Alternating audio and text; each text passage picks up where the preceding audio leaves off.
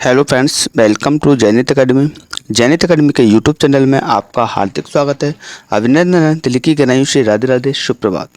आशा करता हूं कि आप अच्छे होंगे, तंदुरुस्त होंगे और अपना ख्याल भी अच्छे से रख रहे होंगे। चलिए फ्रेंड्स, आज है 24 मई 2023। जी दोस्तों, आज है 24 मई 2023।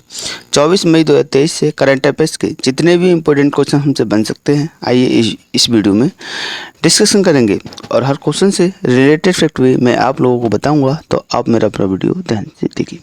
और फ्रेंड्स, अगर आपको हमारी वीडियो की पीडीएफ चाहिए तो हमारे टेलीग्राम चैनल को ज्वाइन कीजिए। टेलीग्राम चैनल की लिंक मैंने इस वीडियो के डिस्क्रिप्शन में दे दी है। चलिए फ्रेंड्स, इसी के साथ कल का रिवीजन क्वेश्चन देखते हैं। क्वेश्चन नंबर क्या था? क्वेश्चन नंबर था, भारतीय नौसेना ने किस देश के डूबे हुए जहाज को बचाने के लिए P-81 विमान तैनात किया है? तो इसका राइट आंसर होगा बी, यानी कि चीन ने। तो इसका राइट आंसर होगा फ्रेंड्स चीन, यानी कि भारतीय नौसेना ने चीन के डूबे हुए जहाज को बचाने के लिए P-81 विमान तैनात किया है। तो इसका राइट आंसर हो जाएगा पी। कल के लिए टेस्ट क्वेश्चन है। क्वेश्चन क्या है? किस राज्य सरकार द्वारा देश के पहले सुशासन विनियमों को मंजूरी दी है? तो इसका आंसर हमें कमेंट बॉक्स में जरूर दें फ्रेंड। इसी के चलते आज का पहला क्वेश्चन स्टार्ट करते हैं। Question number 1। क्वेश्चन नंबर 1 है, हाल ही में विश्व कछुआ दिवस कब मनाया गया? तो इसका राइट आंसर हो जाएगा 1 का बी। 23 मई को हाल ही में विश्व कछुआ दिवस के रूप में मनाया गया। तो इसका राइट आंसर हो जाएगा बी।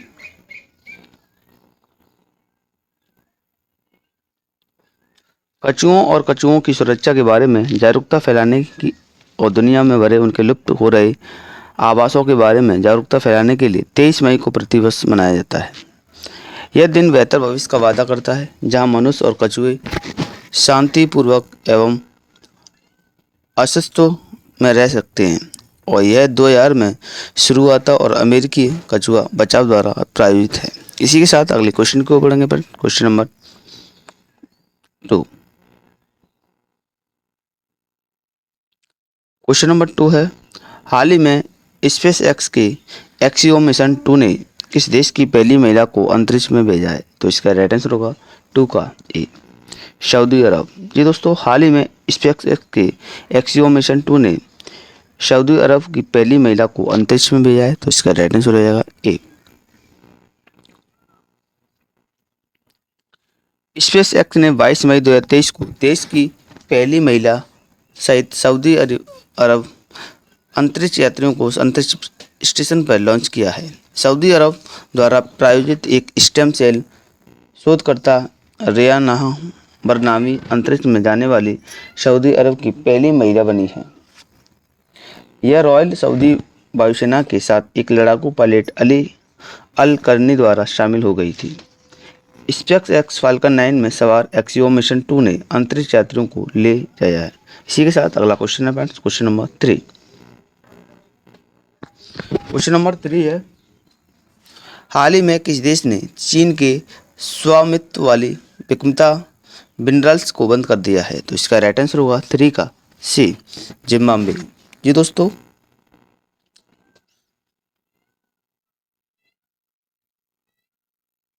हाल ही में जिम्बाब्वे ने चीन के स्वामित्व वाले विक्ता मिनरल्स को बंद कर दिया है। तो इसका राइट आंसर हो जाएगा सी।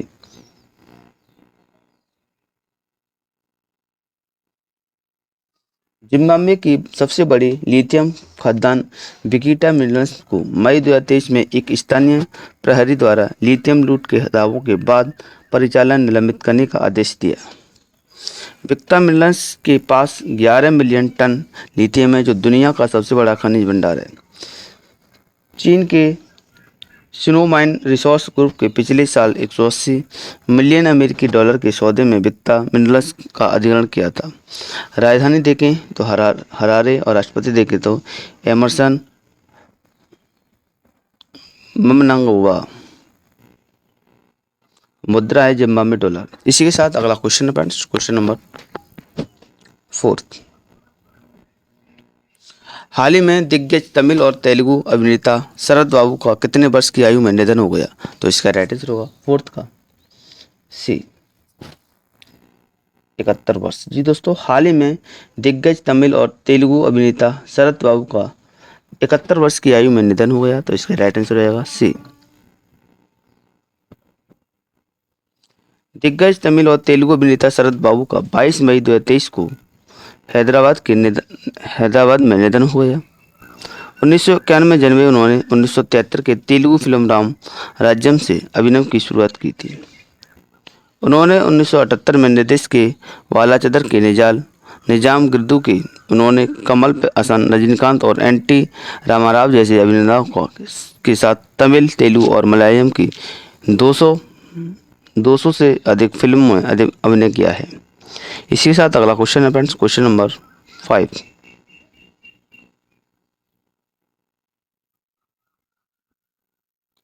हाल ही में भारत और किस देश ने शिक्षा कौशल विकास पर कार्य समूह की शुरुआत की है? तो इसका राइट आंसर होगा 5 का बी, अमेरिका। जी दोस्तों, हाल ही में भारत और अमेरिका के बीच शिक्षा कौशल विकास पर कार्य समूह की शुरुआत की है, तो इसका राइट आंसर रहेगा बी। शिक्षा मंत्रालय और अमेरिकी विदेश विभाग ने 22 मई 2023 को शिक्षा और कौशल विकास पर भारत अमेरिका कार्य समूह की शुरुआत की। इसका उद्देश्य शिक्षा और कौशल विकास के क्षेत्र में दोनों देशों के बीच सहयोग और सहकारिता को बढ़ावा देना है। दोनों पक्ष शैक्षिक संस्थानों और प्रशासनिक सरकारी एजेंसियों के बीच साझेदारी को बढ़ावा देने पर सहमत हुए हैं। इसी के साथ अगला क्वेश्चन है फ्रेंड्स, क्वेश्चन नंबर 6। हाल ही में किस राज्य सरकार ने दिसंबर 2023 के अंत तक अफस्पा की पूरी तरह से वापस लेने की घोषणा की है? तो इसका राइट आंसर होगा 6 का ए, असम। जी दोस्तों, हाल ही में असम राज्य सरकार ने दिसंबर 2023 के अंत में अफस्पा को पूरी तरह से वापस लेने की घोषणा की है, तो इसका राइट आंसर होगा ए। असम के मुख्यमंत्री हेमंत बिस्वा शर्मा ने 22 मई 2023 को घोषणा कि राज्य 2023 के अंत तक सशस्त्र बल विशेष अधिकार अधिनियम अफस्पा को पूरी तरह से वापस लेने का लक्ष्य रखता है। राज्य को 27 से 28 नवंबर 1990 की मध्य रात्रि के दौरान अफस्पा के तहत आसान क्षेत्र घोषित किया गया था और तब से इस हर 6 महीने में बढ़ाया जाता है। राजधानी है दिसपुर। मुख्यमंत्री देखें तो हेमंत बिस्वा शर्मा हैं और आधिकारिक फूल है साइनोक ऑस्ट्रेलियस रेटूसा और क्षेत्र है पूर्वोत्तर भारत और भाषा देखें तो असमिया और गठन देखें तो एक राज्य के रूप में 26 जनवरी 1950। इसी के साथ अगला क्वेश्चन है क्वेश्चन नंबर 7। हाल ही में नेपाल ने किस वर्ष को विशेष पर्यटन वर्ष के रूप में नामित किया है? तो इसका राइट आंसर होगा 7 का बी, 2025 तक। जी दोस्तों, हाल ही में नेपाल ने 2025 को विशेष पर्यटन वर्ष के रूप में नामित किया है, तो इसका राइट आंसर होगा बी।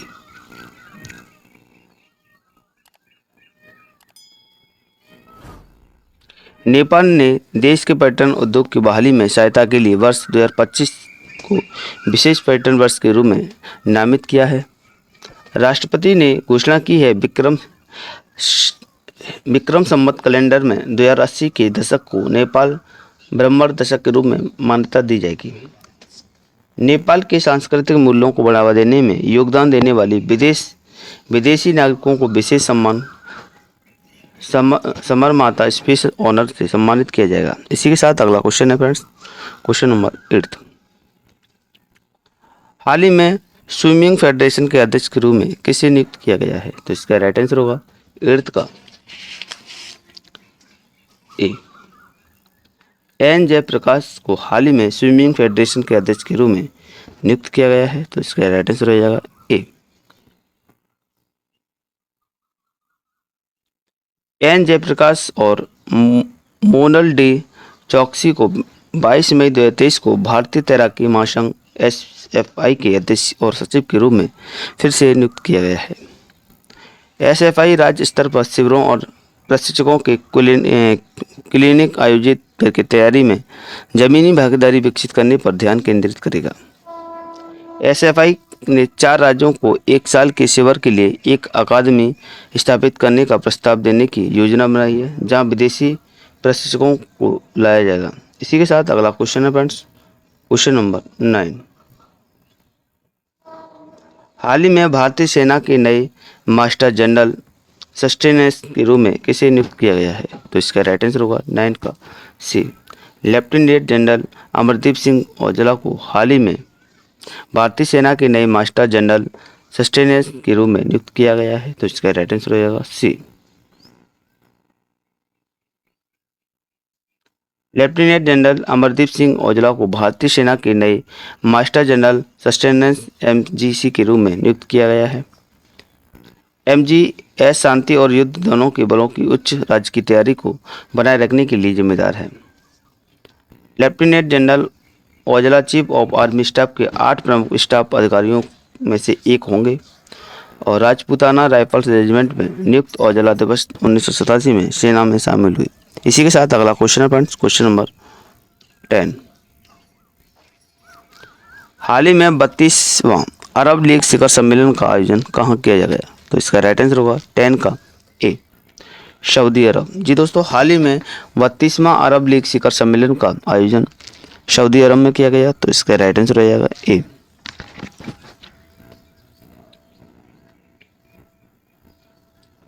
बत्तीसवां अरब लीग शिखर सम्मेलन हाल ही में जेद्दा घोषणा को अपनाने के साथ जेद्दा सऊदी अरब में संपन्न हुआ। यह घोषणा अरब एकता को बढ़ावा देने और विभिन्न क्षेत्रीय चुनौतियों का समाधान करने पर केंद्रित है। घोषणा पत्र स्थिरता का समर्थन करने के लिए एक सामूहिक प्रतिबद्धता का प्रदर्शन करते हुए अपने चल रहे संकट को हल करने में सीरिया की सहायता के लिए पैन अरब प्रयासों की वृद्धि की आवश्यकता पर बल देता है। इसी के साथ अगला क्वेश्चन है फ्रेंड्स, क्वेश्चन नंबर 11। हाल ही में किस राज्य में आकाशवाणी ने गोंडी बोली में साप्ताहिक बुलेटिन शुरू की है? तो इसका राइट आंसर होगा 11 का ए, छत्तीसगढ़। जी दोस्तों, हाल ही में छत्तीसगढ़ राज्य ने आकाशवाणी ने गोंडी बोली में साप्ताहिक बुलेटिन शुरू की है। तो इसका राइट आंसर होगा ए।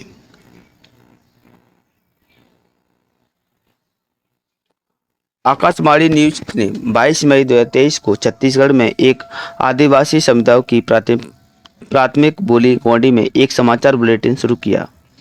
गोंडी में साप्ताहिक समाचार बुलेटिन प्रत्येक रविवार को शाम 6:30 बजे से प्रसारित किया जाएगा। आकाशवाणी न्यूज ने हाल ही में साप्ताहिक समाचार बुलेटिन शुरू किया था और केंद्रीय गृह मंत्री अमित शाह ने 25 मार्च 2023 को हल्बी समाचार बुलेटिन का उद्घाटन किया। इसी के साथ अगला क्वेश्चन है फ्रेंड्स, क्वेश्चन नंबर 12।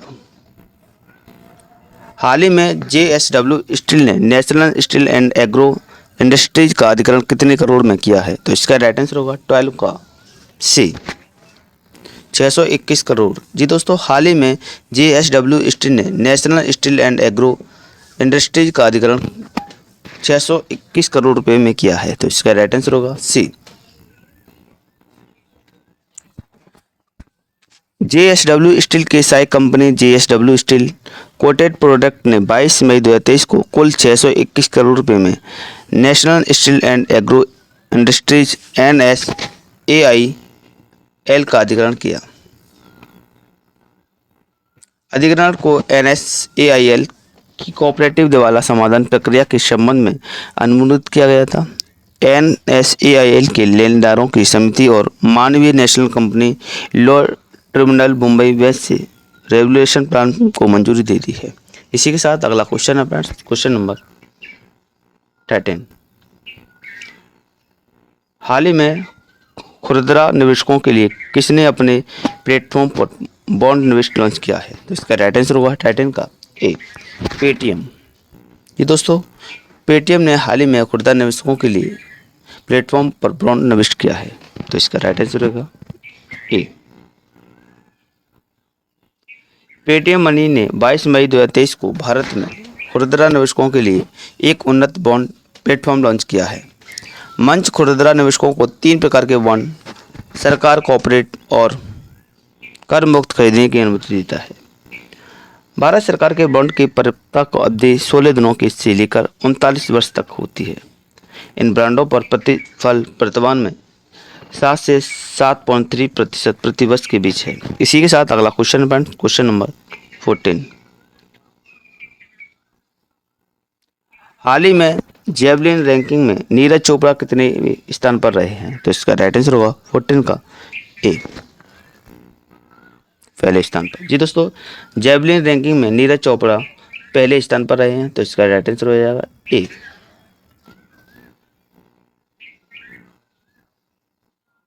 विश्व एथलेटिक्स द्वारा जारी पुरुषों की भाला फेंक रैंकिंग में नीरज चोपड़ा विश्व के नंबर 1 बन गए हैं।